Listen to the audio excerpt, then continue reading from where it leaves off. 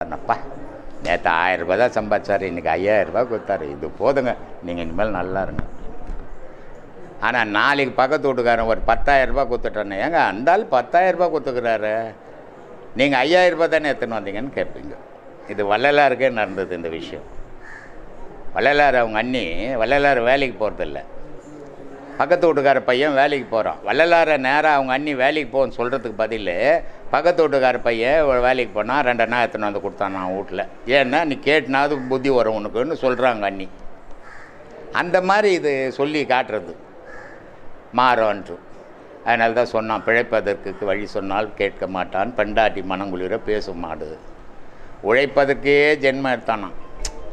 பொண்டாட்டிக்கிட்ட வாழ்நாள் ஃபுல்லாக உழைச்சி எடுத்து போய் கொடுத்துட்டா பொண்டாட்டி சொல்லணும், என் புருஷன் மாதிரி உலகத்தில் புருஷன் இல்லைங்க அப்படின்ட்டா அதுக்காக அவன் உயிர் வச்சுன்னு வாழறானா.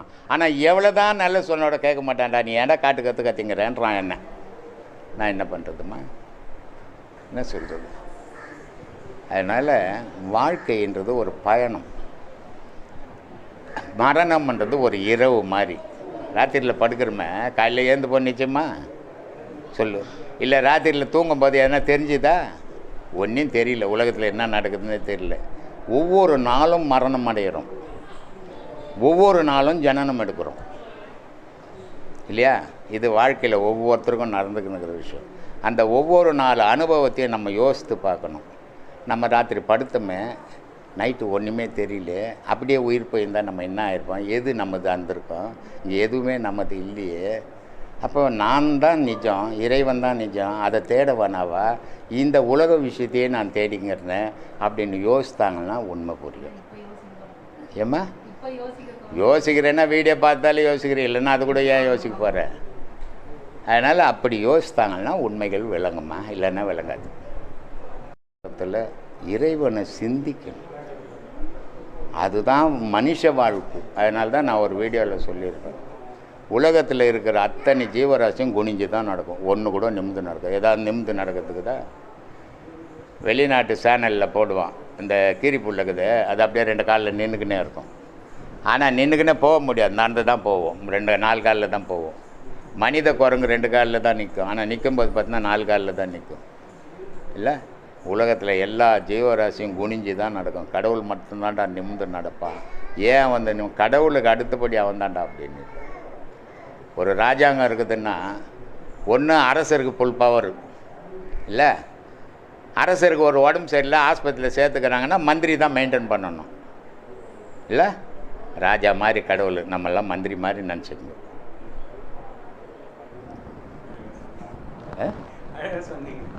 இப்படியா இப்போ நான் சொல்லிக்கிறேன்.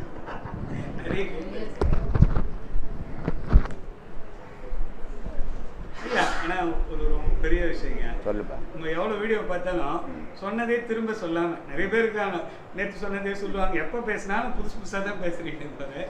அது ஒரு பெரிய விஷயம். நான் வந்து இன்னொருத்தர் மாதிரி பேசுறதில்லை, உண்மை. என்ன மாதிரி எவனும் பேசவும் முடியாது. முடியாது. நான் அவர் பேசுறது இவர் பேசுறதெல்லாம் எடுத்துக்கவே மாட்டேன், எடுத்து பேசவே மாட்டேன். நான் பேசுறது மக்களுக்கு தேவையானதை பேசுவேன். நான் கடவுளை பற்றியே அதிகமாக பேச மாட்டேன். இப்போ கூட பார்த்தியா கடவுளை பற்றி எங்கன்னா அதிகமாக பேசணும்னா பேச மாட்டேன். ஏன் தெரியுமா? கடவுள் சுகமாகறாரு. ஒவ்வொரு கடவுளுக்கும் இந்து கடவுளுக்குலாம் 2 பொண்டாட்டி. ஒரு பொண்டாட்டி வச்சு எந்த கடவுள்னா சொல்லு, ஒரு கடவுள் சொல்லு, சொல்லுப்பா சொல்ல. ஏமா ராமர்னு சொல்றாரு. ராமர் கடவுளில் மனுஷன், நம்ம கூட வாழ்ந்தவன், கடவுளை சொல்லு. அதனால் அவர் நல்லா 2 பொண்டாட்டி வச்சுக்கிறாரு, அப்பா அம்மாங்களும் இருக்கிறாங்க. சம்பாரித்து வேலைக்கு போனால் தான் சோறு இல்லை, உலகமே அவருது. அவருக்கு எந்த கஷ்டமும் கிடையாது, உடம்பு சரியில்லாத ஆக போகிறதில்லை, வயசுலாம் ஆக போகிறதில்லை அவருக்கு. அதனால் அவருக்கு எந்த துன்பமும் கிடையாதுப்பா.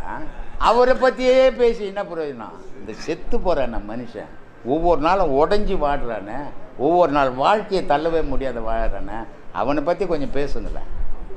அதானே வாழ்க்கைக்கு ஓணும். அவன் மனசு நல்லா இருந்தால் தானே கடவுளை போய் கும்பிடுவான். அவன் மனம் கெட்டு போன பிறகு எப்படி கடவுளை கும்பிடுவான்? அதனால் நான் அதிகமாக பேசுறது மனுஷன் மனசு, அப்புறம் தான் கடவுளை பற்றி பேசுவேன் சாமி. இதான் என் பொறுப்பு. இது மற்றவங்களுக்கு சாத்தியப்படாதது. இதுதான் வெளிநாட்டில் இருக்கிறவங்க பயங்கரமான வரவேற்பு கொடுக்கறதுக்கு காரணம். அதான்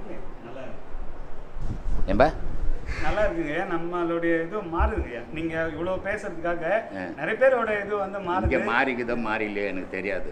இங்கிலாண்டில் கறி துண்ணாத ஒரு வீடு கூட இருக்க முடியாது இங்கிலாந்து. அந்த என்னுடைய பேச்சு இங்கிலாண்டில் இருக்கிறவங்க 10 பேர் ஒரு குடும்பம் அவங்க கவிச்சு சாப்பிட்றது இல்லையா, அவங்களோட மட்டும் போல் அவங்கள சம்மந்தப்பட்ட சொந்தக்காரர் யாருமே கவிச்சு சாப்பிட்றது இல்லையா. அப்போ யாரோ ஒருத்தரை மாற்றிக்கிது இல்லை, அது போதும் எனக்கு. ஒரு ஆன்மீகத்தில் சைவம் இந்த வரேன். சரிங்க. திருவர் செல்வர் படம் பார்த்தீங்களா? திங்களூர் தெரியுமா? எங்கே? அப்பூதேரியில் படிச்சிருக்கோம். குருநாகர் சுவாமியோட சீடர். சீடர் இல்லை, பக்தர். அவர் மேலே பற்றா இருக்கிறது வேற, தர்மம் பண்ணுறது வேற. பற்றா என்கிட்ட நிறைய பேர் இருக்கிறாங்க, ஆயிரக்கணக்கில் இருக்கிறாங்க. பற்றா இருப்பாங்க, பார்த்தா வணக்க சாமியே என்னவாங்க, 10 பைசா டீ கூட வாங்கி தர மாட்டாங்க. பற்றா இருக்கிறது வேற, தர்மம் பண்ணுறது. அப்போது அடிகள் அவர் பேரில் மொத்தமே வச்சான். தண்ணீர் பந்தல், ஹோட்டலு, நாஸ்டா எல்லாத்தையுமே வச்சான். அவர் பற்று இல்லை, அவராகவே மாறிட்டான். ஆமாம். ஆனால் அவர் என்ன பண்ணுறாரு, நம்மெல்லாம் என்ன பண்ணுறோம், நம்ம குழந்தைக்கு கொஞ்சம் ஒரு அடிபட்டு போச்சு, கோவில் சாமி கும்பிடணும். இன்றைக்கி நம்ம என்ன சொல்கிறோம், இல்லைங்க குழந்தைக்கு அடிபட்டு போச்சுங்க, நம்ம முதல்ல அதை பார்க்கணுங்க, சாமி அப்புறம் கும்பிட்டுக்கிறோங்கன்றோம். ஏன்னா கடவுளுன்ற பொருளை வந்து அவ்வளோ தூஷமாக நினைக்கிறோம் நம்ம. ஆனால் அவர் என்ன பண்ணுறாரு, இலை அறுக்க சொல்கிற இடத்துல போனால் அப்போதேடிகாலனுடைய புள்ள பாம்பு கடிச்சிச்சு பையனை. அவர் எங்கேயுமே சாப்பிட மாட்டார். நம்மால் கூட இன்றைக்கி ஒரு டீ கூட வீட்டுக்கு போனால் வாங்கி கொடுக்கல, ஒரு ஆள் இருக்கிறாரு, அப்புறம் சொல்கிறார் அவர் யாருன்ட்டு. அவர் யார் வீட்டுக்கும் போய் சாப்பிட மாட்டார். இவ்வளோ பெரிய பக்தன் ஒருத்தன் எனக்கோசம் இருக்கிறான்னா என்னை பார்க்காம அப்படின்னு சொல்லிட்டு அவர் ஒரு வேலை சாப்பிட்டு போனோம். அப்புறம் சொல்கிறா, இன்றைக்கி நீ சாப்பாடு போடுற, நாளைக்கு நான் எனக்கு என் மனசு ஏங்கும், எங்கன்னா யார் போடுவாங்கன்னுட்டு, அதனால் நான் எங்கேயும் சாப்பிட்றேன். இல்லை சாமி நீங்கள் கண்டிப்பாக சாப்பிட்டாகணும். சரி இன்றைக்கி ஒரு வேளை மட்டும் சாப்பிட்றேன் அப்படின்னு சொல்லிவிட்டு நான் கோயிலுக்கு போயிட்டு வரேன்ட்டு கோயிலுக்கு போயிட்டு வரேன். சாப்பாடெலாம் செய்து போட்டு பையனை சொல்லுவாங்க, ஒரு இலை அறுத்துன்னு வாப்பான்னுவாங்க. இலை அறுத்துன்னு வர இடத்துல பாம்பு கடிச்சிடும், பையன் செத்து போயிடுவான். சோறு போட முடியுமா? வரவருக்க போடுவோமா? நம்ம போடுவோமா சொல்லு. யோ உனக்கு சோறு போடுறதுனால என் புள்ள செத்து போட்டான் ஏன்னுவோம். அந்த ஆளை ஒதிப்போம், இல்லை அந்த ஆளை கொல்லுவோம். இதுதான் நம்ம மனப்பக்குவோம் இல்லை. ஆனால் அப்பூதி அடிகள் என்ன பண்ணார், அவர் சாமி வருவார், சாப்பிட போகிறாரு, குழந்தை செத்து போகிறது தெரியக்கூடாது, பொண்டாட்டிக்கிட்ட சொல்கிறாரு, உன் முகம் வந்து வாடலாக இருக்கக்கூடாது, அவர் எதிரோ கலகலன்னு சாப்பாடு போடணும் அவருக்கு. பையனை செத்து பண்ண பையனை பாயில் சுற்றி வச்சுட்டு அவர் வந்து போன பிறகு அப்புறம் அடக்கம் பண்ணிக்கலாம் அப்படின்றார். அதே மாதிரி பையனை பாயில் சுற்றிட்டாங்க, பொண்டாட்டி சாப்பாடு போடுறாங்க, இவர் பக்கத்தில் உட்காந்துங்கிறார். அவர் சொல்கிறாரு, பையன் பேரும் திருநாகரசு, அதனால் பையன் எங்கே அவனை கூப்பிடுங்க, கூட சாப்பிட்டோம், சின்ன திருநாகரசுன்னு வச்சுக்கிறாங்க பேர். அப்போ சாப்பிட்டோன்னா பையன் இல்லை என்னான்னு சொல்லுவாங்க தாய் தப்பேன், வாய் சோர்க்கல, இல்லை அவன் வெளியே போய்க்கிறான், அங்கே போய்க்கிறேன், இங்கே போய்க்கிறான்னா, இல்லை அவன் வந்தால் தான் சாப்பிடுவேன்றார் அவர். அப்போ வேறு வழி இல்லாத சொல்கிறாங்க, இது மாதிரி இலை இருக்க போனால் பாம்பு தீண்டிச்சு இறந்துட்டான். ஒரு குழந்தை சாவடிச்சிட்டு எனக்கு சோறு போட்டு சந்தோஷப்பட்டுறீங்களே, இப்படி உலகத்தில் ஒரு மனுஷன் இருப்பானா அப்படின்ட்டு என்ன சொல்கிறார், எங்கே அந்த குழந்தைன்றாரு. பாயில் சுற்றி வச்சுக்கிறணும். அந்த குழந்தை தூக்கின்னு போய் சிவன் கோயிலாண்ட போடுறாரு. எனக்கு அன்னதானம் போட்ட ஒரு சிவபக்தனுக்கு அவனுக்கு இப்படி ஒரு துக்கம் வந்தது. ஒன்று அவன் பிழைக்கணும், இல்லை நான் சாகணும். என்ன சொல்கிறாரு, எந்த ஞானி இருப்பான் அப்படி, இல்லை எந்த பக்தன் அப்படி இருப்பான் சொல்லுங்கள். ஏன்னா ஞானம்ன்றது அப்படிப்பட்ட ஒரு பொக்கிஷம். இப்போ கூட ஒரு புக்கு எழுத சொல்லிக்கிறேன், ஞானம் ஒரு பொக்கிஷன்னு ஒரு புக்கு எழுத சொல்லியிருக்கிறேன். அவ்வளோ பெரிய அதிசயம் அது. அதில் போனால் தான் தெரியுமே தவிர போகாதவனுக்கு அது சொன்னாலும் புரியாது. அது அவர் போய் அங்கே பாடின உடனே அதுதான் அந்த பாம்பாட்டி ஒரு பாட்டு பாடுவார், நாதர் முடி மீது இருக்கும் நாகப்பாம்பே உனக்கு நச்சிப்பை வைத்தது யார் சொல்லு பாம்பேன்னு பாம்பாட்டி பாடியிருப்பார். அந்த பாட்டை பொது ஜனத்துக்கு புரிகிற மாதிரி கண்ணதாசன் எடுத்து நாதர் முடி மீது இருக்கும் நல்ல பாம்பே உனக்கு நல்ல பெயர் வைத்தது யார் சொல்லு பாம்பே, ஊர் கொடுத்த பால் குடித்து உயிர் வளர்த்தாய் பால் உண்ட சுவை மாறும் முன்னே நன்றி மறந்தாயின்னு இல்லையா.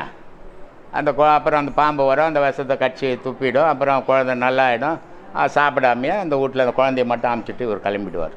பக்தின்னா குரு பக்தி அப்படி இருக்கணும். பக்தி பார்க்க வஜார் வணக்கம் வஜார் குரு வணக்கம் குரு அப்படின்றது இல்லை. குரு பக்தின்றது அது ஒரு புனிதமாக அந்த கடவுளுக்கு அடுத்தபடியாக இருந்தது. அந்த மாதிரி பக்தி இருக்கிறவனுக்கு, குரு பக்திக்கிறவனுக்கு கேடு வராது. எந்த தீமை வந்தாலும் அது ஈஸியாக விலகி போயிடும். மனுஷனுக்கு தீமைகள் வரும், ஆனால் அந்த தீமை ஈஸியாக போகும். ஆனால் குரு பக்தி இல்லாமல் சும்மா பார்க்கும்போது சொல்லும்போது அந்த செயல்கள் நடக்காது. நம்ம பட வேண்டிய துன்பங்கள் பட்டு தான் ஆகணும் இல்லையா. பக்தின்னா அப்படிப்பட்ட குரு மேலே அப்படி பக்தின்னா கடவுள் மேலே எப்படி இருக்கணும். ஆனால் இல்லையே மனுஷனுக்கு. ஒரு நேரம் போய் சாமி கும்பிட்றான், ஒரு நேரம் சாமியை திட்டுறான், ஒரு நேரம் 10,000 ரூபாய் செலவு பண்ணுறான், ஒரு நேரம் 10 பைசா கூட கற்பூரம் கூட கொளுத்த மாட்டுறான். இது சரியான பக்தி கிடையாது. அது சும்மா 4 பேருக்கு தெரியறதுக்காக கும்பிடுற பக்தி. அது இந்த ஐயப்பன் கோயிலுக்கு போவானுங்க, ரொம்ப 48 நாள் இன்னமா வீடு வாசல்லாம் விட்டு. ஐயப்பன் கோயில் பக்தின்னா வீட்டில் படுக்கக்கூடாது, எங்கன்னா கோயிலில் தான் படுக்கணும், இல்லை சத்தத்தில் தான் படுக்கணும். இவன் பொண்டாட்டி கூட போய் பார்த்துக்கின்னு என்ன தண்ணி போடணும் எல்லாம் போட்டுக்கின்னு காலையிலேருந்து குளிச்சுட்டு பட்டு சாமி அப்படின்னு வந்துடுறான். கோவிலுக்கு போகிற ஒரு சிலர் கரெக்டாக இருந்து போகிறவங்க உண்டு. கோவிலுக்கு போகிறான், மேலே மலையேறி அந்த பக்கம் கிட்டத்தில் எந்த கோயிலுக்கு தான் அங்கே வந்து மாலையை அவுத்துருவான். ஐயப்பன் கோயிலில் மாலை ஆகக்கூடாது. தாடி கீட்டெலாம் அங்கேயே சேவ் பண்ணிட்டு வரும்போது மாப்பிள்ளை மாதிரி வருவார் வீட்டுக்கு. வரும்போது புல் கட்டின்னு வருவார். அப்புறம் என்னடா பக்தி அது? போகாதேன்றேன். அதை மாதிரி போலி பக்தி பண்ணாதீங்க. தெய்வத்துக்காக சத்தியத்தில் இருக்க முடிஞ்சால் இருங்க, இல்லைன்னா உங்கள் வாழ்க்கையை நீங்கள் பார்த்து வாழுங்க. ஆனால் கடவுளை திட்டுறதோ கடவுளை வாழ்த்துறதோ கடவுளை போய் சேராது. நீ எதெல்லாம் சொல்கிறியோ அது உன்னையே வந்து சேரும். இதை ஞாபகம் வச்சுக்கோங்க. எந்த நிலையிலும் தெய்வத்தின் துணை யாருக்கு இருக்கும்? எந்த நிலை வந்தாலும் எவ்வளோ கஷ்டம் வந்தால் கூட எனக்கு தெய்வத்தோட துணை இருக்குன்னு யாரால் சொல்ல முடியும்? ஒரு நல்ல யோகியால் தான் சொல்ல முடியும். சாதாரண பக்தனால் சொல்ல முடியாது. மகான்களால் தான் சொல்ல முடியும். ஏன்னா வாழ்க்கையில் நீங்கள் நினச்சி பார்த்தீங்கன்னா தெரியும். அப்பரை வந்து கல் கட்டி அவரை கடல்லையே விட்டாங்க. அப்போது நம்மளை மாதிரி ஆள் இருந்தால் என்ன பண்ணியிருப்போம்? செத்து போயிருப்போம், மூச்சு திணறி. ஆனால் அந்த கடலில் கூட அவர் என்ன சொன்னார்? அடடே இது நீ செய்யலப்பா, மனுஷன் செய்யல, கடவுள் செய்கிறான்னொன்னே கட்டாத்துக்குன்னு கரையேறி வந்தார். பட்டினத்தார உதினியில் கழுகு மரம் ஏற்றுறாங்க மத்திய பிரதேசத்தில். அப்போ அவர் சொல்கிறாரு, இந்த கழுகு மரம் வந்து சாதாரண மனுஷனால் எனக்கு தண்டனை கொடுக்க முடியாது. நான் இந்த ஊன் உடலை எடுத்து ஒரு பாவமாக நான் செய்தது இல்லை. ஆனால் இது முன்பிரிவில் நான் என்ன பாவம் செய்தனோ தெரியல, அதுக்கு தண்டனை வந்து நீ தான் தரீங்கன்றார். மனிதன் கொடுக்குறான்னு சொல்லலைங்க. அதனால் அந்த கழுகு மரமே எரிஞ்சு போகுது. அதனால் மகான்களை யாரால் அழிக்கவும் முடியாது. மகான்கள் எந்த கஷ்டத்தையும் அவங்க நின்று கலங்கந்தே கிடையாது. இப்போ நடக்கும், இப்போ நம்ம ஆசிரமத்துக்கு வராங்க, கால் வரல சாமி, சுழுகு பிடிச்சிக்கிச்சு, நேற்று ஜுரம் வந்துச்சு சாமி, டயர்டாகி போச்சு, வர முடியலன்றார். அப்பர் காலாஸ்திரிக்கு போகிறார், போக முடியல, தவழ்ந்துக்குன்னு போகிறார். ஏன்? விரி, இறைவனை அடையணும், அதுதான். அந்த மாதிரியான வெறி யாருக்கு வரும்? எந்த நிலையிலேன்னா மகான்களுக்கு மட்டும்தான் வரும். சராசரி மனுஷனுக்கு வராது. மனுஷன் சந்தோஷமாக இருந்தால் கடவுளுக்குறாருன்னு நினச்சிப்பான். கொஞ்சம் கஷ்டம் வந்துச்சுன்னா கடவுளை திட்ட ஆரம்பிச்சிருவான். இதுதான் மனுஷனுடைய செயல்பாடுப்பா. சொல்லு. அப்போ சாதாரண மனுஷனால அந்த மாதிரி தைரியமாக இருக்க முடியாது. சந்தோஷமாக இருந்தானே இருப்பான். தைரியமாக இருக்க முடியாது. தைரியமாக தான் இருப்பான். சந்தோஷமாக இருந்தால் கடவுள் மேலே நம்பிக்கை வரும். ஆனால் சந்தோஷம் போய் துக்கம் வந்துச்சுன்னா கடவுள் நம்பிக்கை போயிடும். பயந்தே வாழ்வோம். இதுதான் சராசரி மனுஷனுடைய வாழ்க்கை. அப்போ அவங்களுக்கு தைரியம் வரணும்னா அவங்களுக்கு என்ன மாதிரி யோகி ஆகணும். நல்ல யோகி ஆனான்னா அவனுக்கு தைரியம் வரும். 4 பேர் சேர்ந்து அடிச்சா கூட அடிச்சுட்டு போகணும். இதுக்கு ஒரு உதாரணம் சொல்கிறேன். ராமகிருஷ்ணன் இவர் ரமணர் வந்து ஆசிரமத்தில் இருக்கிறாரு. ஒரு 3 திருடனுங்க போகிறானுங்க. வந்து ஆசிரமத்தெல்லாம் உடைக்கிறானுங்க. உடைக்கும் போது அவர் சொல்கிறாரு, கூட இருக்கிறவங்கள சொல்கிறாரு, டேய் அவனுங்க எல்லாத்தையும் அடிச்சு உடைக்கிறானுங்க, இந்த கற்பனை அடிச்சுட்டு போகிறாங்க. எதை இவர் அடிச்சுட்டு போகிறாங்கன்னு யோசிக்கல அவர், இவர் வச்சுக்கிற நாயை அடிச்சுட்டு போகிறாங்கன்னு வருத்தப்படுறாரு. இந்த கற்பனை எத்தனை போய் எங்கன்னா அப்படி மரப்பாக வச்சுக்கடா அப்படின்றாரு. அவனுங்க எல்லாத்தையும் அடிச்சா உடச்சானுங்க. இந்த கேவல 4 போடுங்கடான்னு போடுறாங்க, கால் மேலேயே போடுறாங்க அவரையும். அவர் ஒரு மகான், அவர் நினச்சிருந்தா அந்த 4 பேரையும் பஸ்பமாக ஆக்கியிருக்க முடியும் அவரால். ஆனால் அவர் செய்யலை. ஏன் தெரியுமா? அவன் அறிவு இல்லாத செய்கிறான் அப்படின்னு நினச்சிட்டார். இதான் மகானுடைய தன்மை. அதில் ஒருத்தன் என்ன பண்ணிட்டான், ஓடி போய் மணிக்காரை கூப்பிட்டு ஓடிட்டான் போலீஸ் வெயிட்டுக்கணும். இவர் அடிபட்டார், ஆசிரமத்தையும் ஒடிச்சிட்டான். இவர் நம்மள அந்த என்ன பண்ணுவான், இன்னும் 4 போலீஸ்காரர்கிட்ட போய் ரிப்போர்ட் 4 ஸ்டேஷனில் ரிப்போர்ட் கொடுத்து பிடிச்சி கொடுக்கணும்னு. அவர் சொல்கிறாரு, ஏடா உனக்கு புத்தி இல்லையாடா, அவன் தான் புத்தி இல்லாமல் அந்த ஆசிரமத்தெல்லாம் உடைக்கிறான்னா அவன் லெவலுக்கு என்ன இறங்கி போய் சொல்லி அவனை பிடிச்சி கொடுன்னு சொல்கிறிய, போட்டேன்டான்னு போலீஸ்காரனை சொல்லி திருப்பி அமைச்சிடுறாரு. இதான் மகான். மகானுக்கும் சராசரி மனுஷனுக்கும் இதான் வேறுபாடு. அதனால் மகானால் தான் அந்த தைரியம் வரும், மனுஷனுக்கு வராது. ஏதாவது வந்துக்கினே தான் சந்தோஷமாக இருப்பான், எதானா இழந்தாட்டான இழுந்து இடிஞ்சு ஊந்துடுவான். இதான் மனுஷன் தன்மை. சொல்லு. அது என்னன்னா,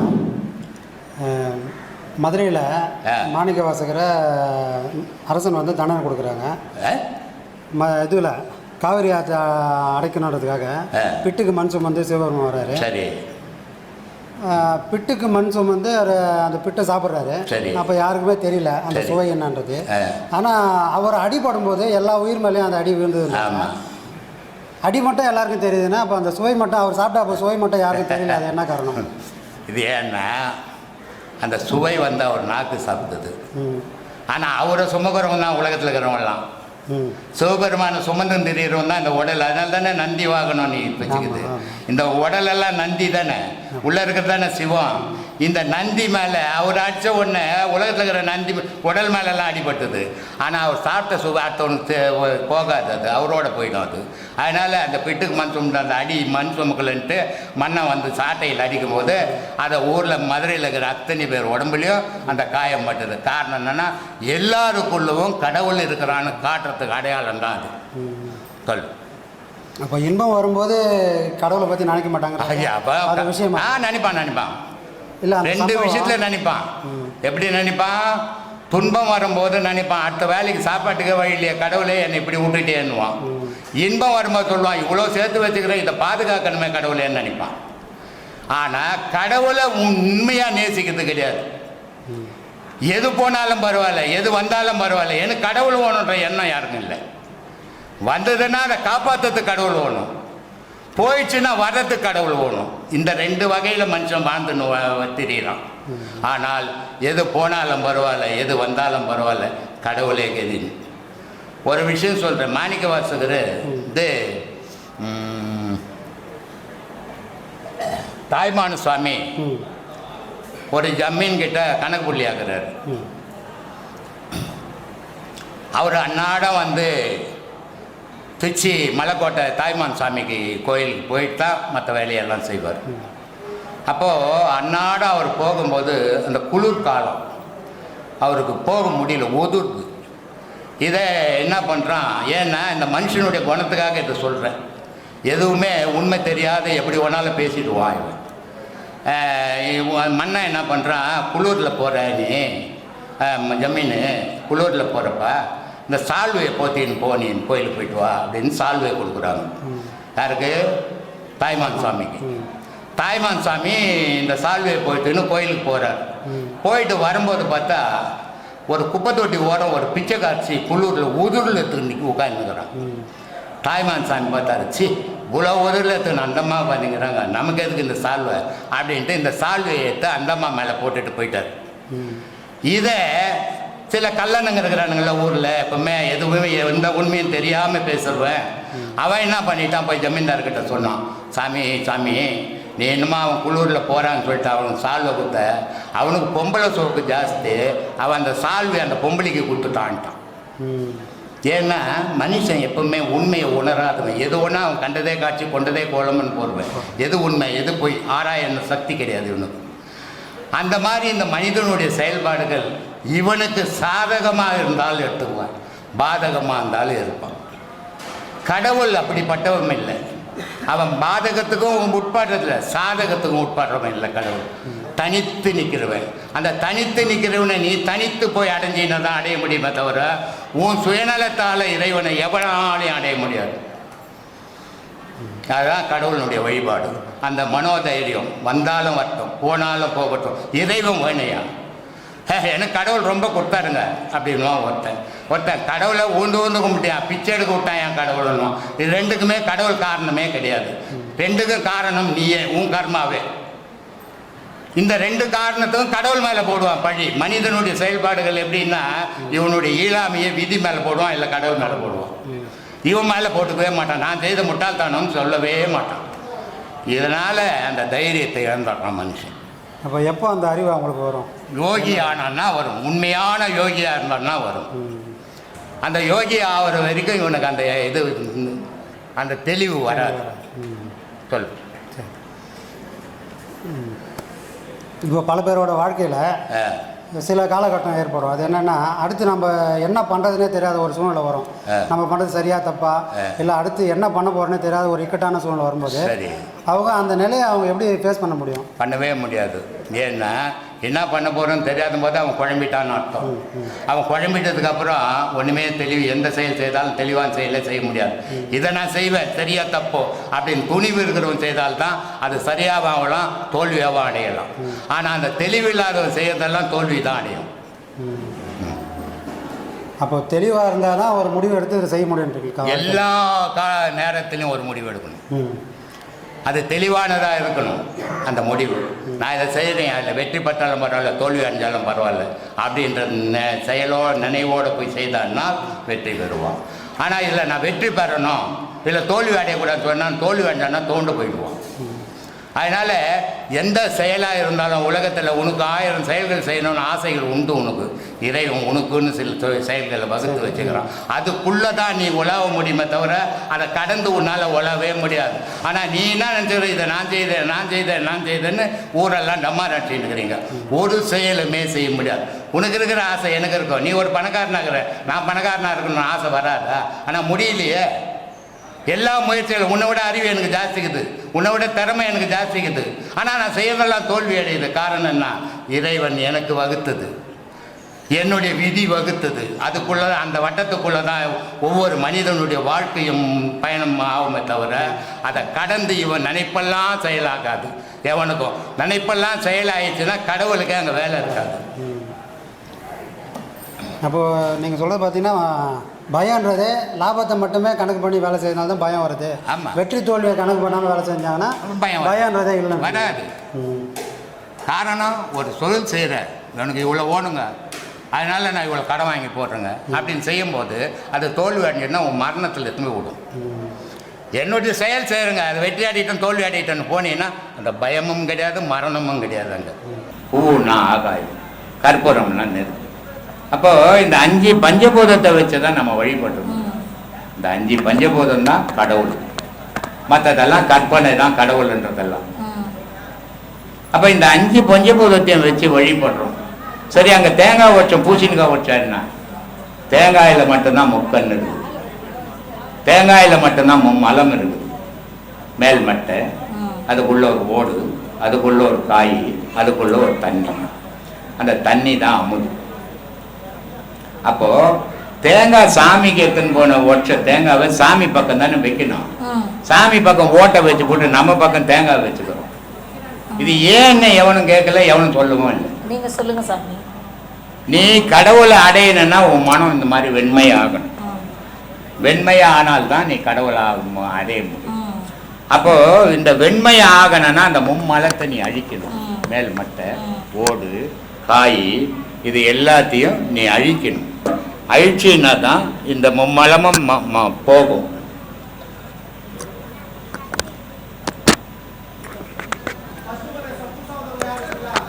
இந்த மும்மலம் போனால் தான் உன்னுடைய பாவங்கள் எந்த பூமியில் பாவத்தை செய்தோ அந்த பூமியிலேயே அதை அழிச்சிட்டு. இப்போ நீ வெண்மையாக இருக்கிற, வெண்மையாக இருந்தீங்கன்னா உன்னை கடவுள் ஏற்றுப்பான். அப்போது உன் மனசை இருள் இல்லாத, அழுக்கு இல்லாத, கள்ளங்கவுடு இல்லாத ஆக்கிற மனமாக ஆகும். அது மாதிரி தேங்காய் மாதிரி ஆயிடும்.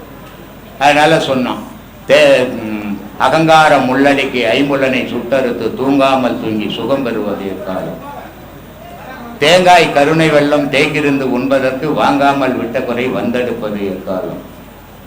அப்போ நீ அந்த கடவுள் வழிபாடில் உன் மனம் தேங்காய் மாதிரி ஆகிட்டீங்கன்னா தூங்கவும் இல்லை முழிக்கவும் இல்லை, ரெண்டுக்கும் இடைப்பட்ட ஒரு தூக்கம் வரும்தான் அது கடவுள் தூக்கம். அந்த கடவுள் தூக்கம் வரும்போது என்னன்னா உனக்கு அகங்காரம் இல்லை, ஐம்புலனுடைய செயல் இல்லை, அதனால நீ கடவுள் நிலையில இப்போ இருக்கிற. முழிப்பு வந்தால் மனித நிலைக்கு போயிடுவேன் அப்படின்னு. அது முழிப்பும் இல்லை தூக்கமும் இல்லாத இடைப்பட்ட ஒரு தூக்கம். அந்த தூக்கத்தை நீ அடையிறேன்னு சொல்றதுக்காக தேங்காய் உடச்சி வச்சான், எல்லாத்தையும் பண்ணி வச்சான். மனுஷன் மாறவே இல்லை, தெரிஞ்சுக்கவே இல்லை, என்ன பண்ணுறது? அந்த சித்தர்கள் வந்து கூடு விட்டு கூடு பாயிறதுன்றது இந்த நிலை தானா சாமி? அது வேற, அது வேற. கூடு விட்டு இப்போ திருமூலர் கைலாயத்திலேருந்து அவங்க 4 பேர் வர்றாங்க. நந்தியின் அருள் பெற்ற 4 4 பேர் இறைவங்கிட்ட உபதேசம் வாங்கி இந்த உலகத்துக்கு வராங்க. வரும்போது 2 பேர் வடநாட்டு போயிடுறாங்க, பதஞ்சலியும் வேகப்பாத்தன்றவர். தமிழ்நாட்டில் திருமூலரும் சிவமாமுனின்றவரும் 2 பேர் இங்கே தமிழ்நாட்டிலே நின்றுட்டாங்க. அப்போது திருமூலர் வந்துக்கினே இருக்கும்போது ஒரு மூலன்றவன் மாடு மேய்ச்சின்னு இருக்கான். அவனுக்கு ஏதோ வம்பு ஆகி போய் அவன் செத்து போயிட்டான். ஆனால் அந்த மாடுங்கள்லாம் என்ன பண்ணுது, அந்த பணத்தை சுற்றி அழுதுக்குன்னு நிற்கிது, வீட்டுக்கு போகல. அப்போ திருமூலர் பார்க்குறாரு, என்னடா இது மாடு மனுஷன் செத்து போய்க்கிறான், இந்த மாடெல்லாம் அவனை சுற்றி அழுதுன்னுக்குது.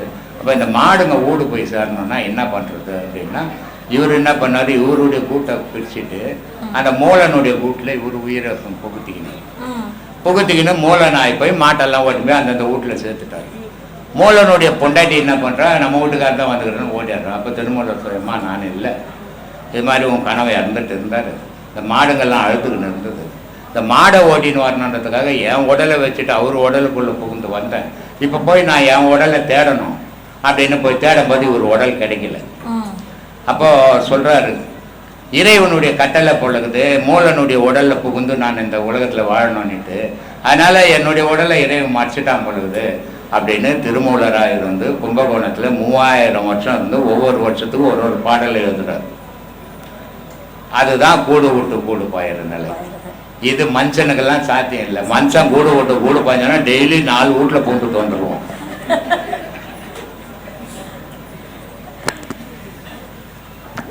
இப்போ தோன்றின் மறையும் மறைந்தன தோன்றும் என மாறாத கோட்பாடு பற்றியும் வெறுப்பான ஓப்பாம் வெறுப்பு என்ற சித்தர் பழமொழி பற்றி நீங்கள் சொல்லுங்க ஐயா.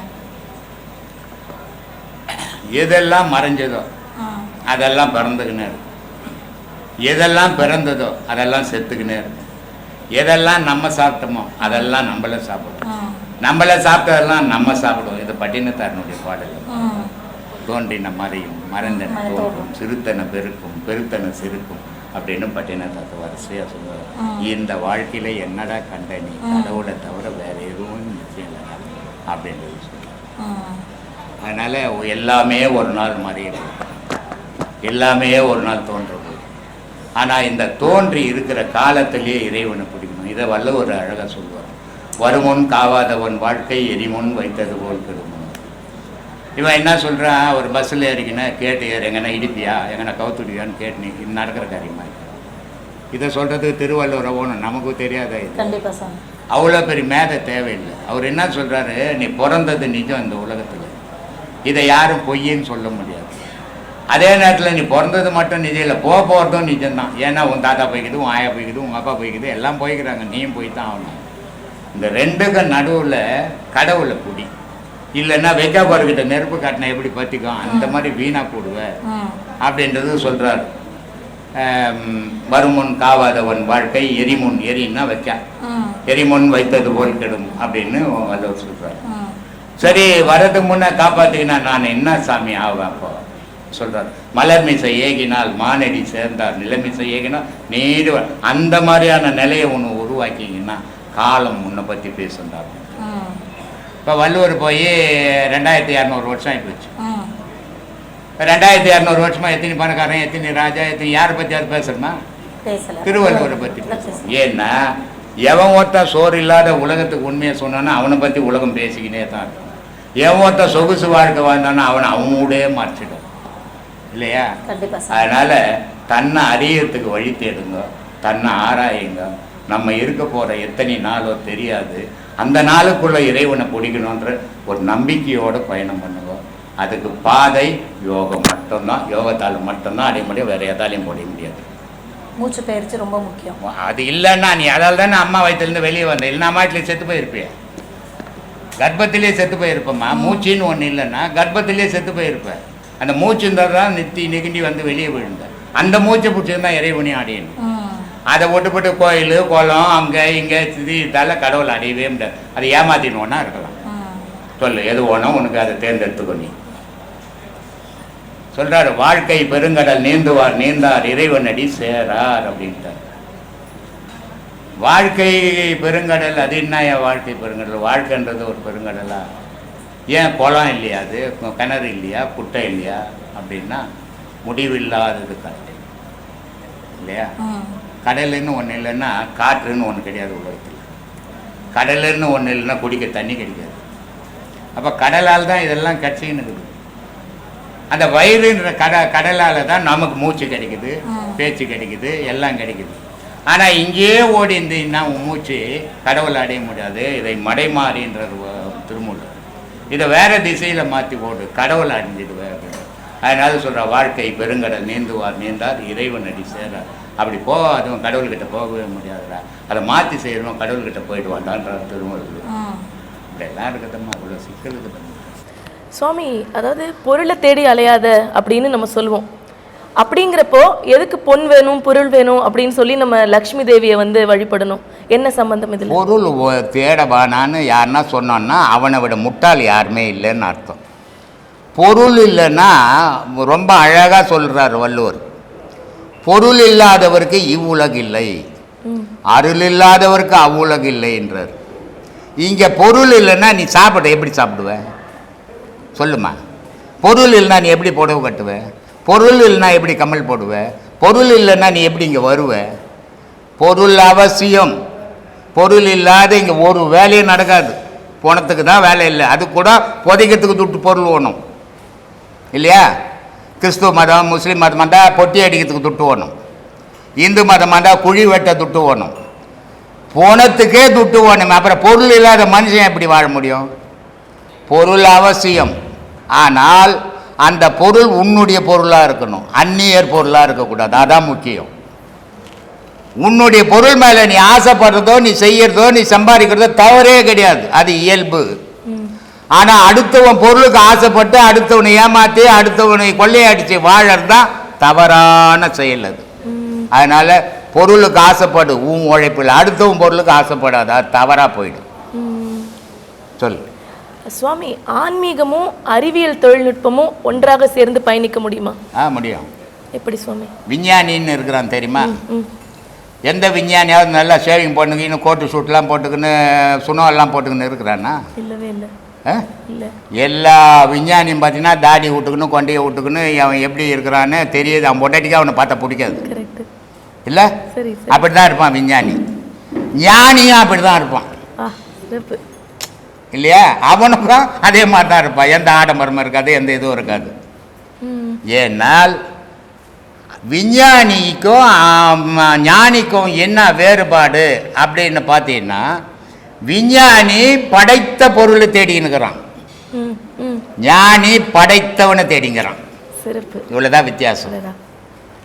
புரியுதா?